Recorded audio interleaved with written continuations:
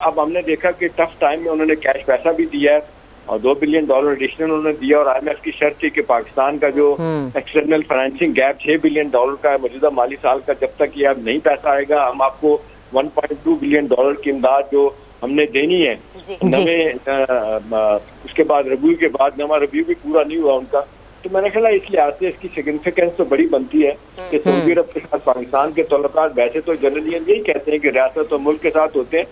असल बात लबीबा यह है कि उनके फौज के साथ ताल्लुकात हमेशा से बहुत अच्छे होते हैं। यही वजह है कि आपने देखा कि शहबाज शरीफ साहब के वज़ीर आज़म में उन्होंने पिछले दिनों बात की थी कि ये जो $2 बिलियन आया है सऊदी अरब का, इसमें army chief general Asim Khan का भी बड़ा हाथ है, उनकी बड़ी कंट्रीब्यूशन है।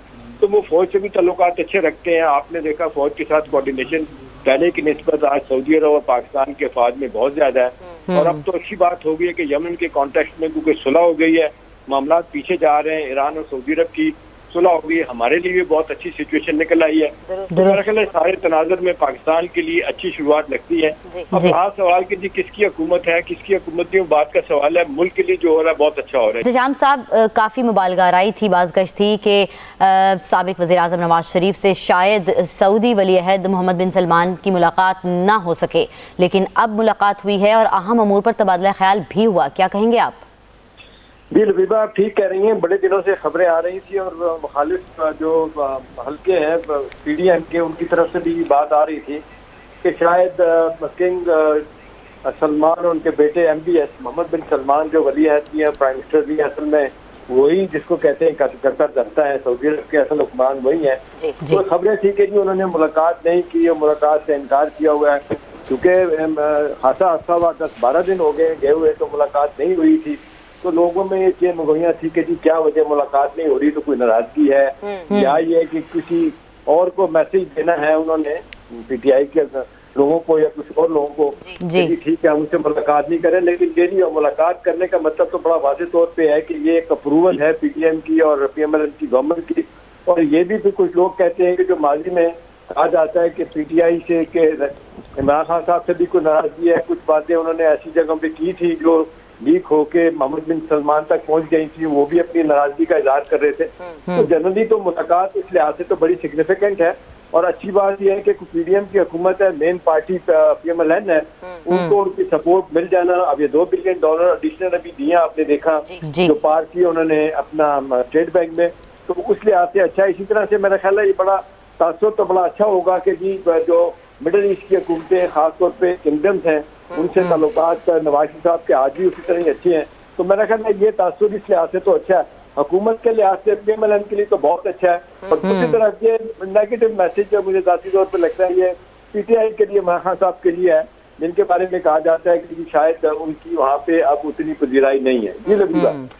अच्छा एहतशाम साहब, आपको क्या लगता है कि अभी जो मुलाकात हुई है, इस मुलाकात के अंदर चूँकि आपको पता है कि शुरू से ही हमें वज़ीर आज़म नवाज शरीफ के अच्छे और बरादराना ताल्लुकात रहे हैं, तो अभी क्योंकि आपने जैसे फरमाया कि उन्होंने एड भी दी, मदद दी, आपको लगता है कि इस जो टर्मोइल चल रहा है हमारा, उसके अंदर भी कोई इमदाद की तरफ उनकी जानिब से इमदाद दी जाएगी या कोई हेल्प नज़र आ रही है आपको?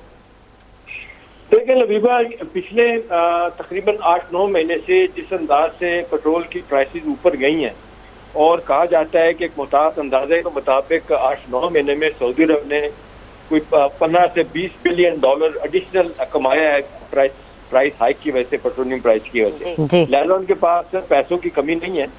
अगरचे आपने देखा कि डेवॉस में इस साल सऊदी फॉरेन मिनिस्टर ने ऐलान किया था कि हम अब किसी मुल्क को इस तरह से इमदाद नहीं देंगे जिस तरह पहले देते रहे हैं कि दे के भूल गए। जैसे आपको याद है नवाज शरीफ साहब की दूसरी हुकूमत में डार साहब थे और उस वक्त किंग अब्दुल्ला मरूम थे और $1.5 बिलियन पाकिस्तान को दिया गया था। बड़ी आवाजें आती रही थी, उन्होंने कहा था तोहफा है, किसी को बताना नहीं।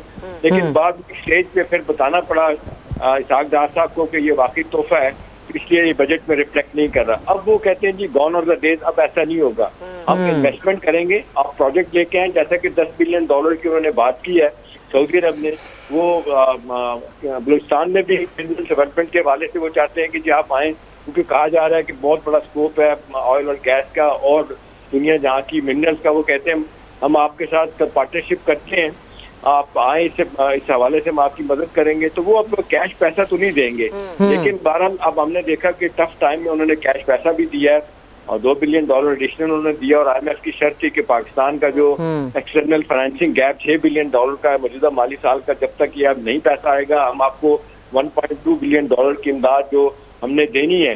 नवे उसके बाद रिव्यू के बाद नवा रिव्यू भी पूरा नहीं हुआ उनका, तो मैंने ख्याल इस लिहाज से इसकी सिग्निफिकेंस तो बड़ी बनती है कि सऊदी अरब के साथ पाकिस्तान के तल्लुकात वैसे तो जनरली यही कहते हैं कि रियासत और मुल्क के साथ होते हैं, असल बात लबीबा यह है कि उनके फौज के साथ ताल्लुकात हमेशा से बहुत अच्छे होते हैं। यही वजह है कि आपने देखा कि शहबाज शरीफ साहब के वज़ीर आज़म में उन्होंने पिछले दिनों बात की थी कि ये जो $2 बिलियन आया है सऊदी अरब का, इसमें army chief general Asim Khan का भी बड़ा हाथ है, उनकी बड़ी कंट्रीब्यूशन है, तो वो फौज से भी ताल्लुकात अच्छे रखते हैं। आपने देखा फौज के साथ कोऑर्डिनेशन पहले की निस्बत आज सऊदी अरब और पाकिस्तान के फौज में बहुत ज्यादा है, और अब तो अच्छी बात हो गई है कि यमन के कॉन्टेक्स्ट में क्योंकि सुलह हो गई है, मामला पीछे जा रहे हैं, ईरान और सऊदी अरब की सुलह हो गई, हमारे लिए भी बहुत अच्छी सिचुएशन निकल आई है। तो मेरा ख्याल है सारे तनाजुर में पाकिस्तान के लिए अच्छी शुरुआत लगती है। अब रहा सवाल कि जी किसकी हुकूमत है किसकी हुकूमत नहीं, बात का सवाल है, मुल्क के लिए जो हो रहा है बहुत अच्छा हो रहा है। जी एग्जैक्टली।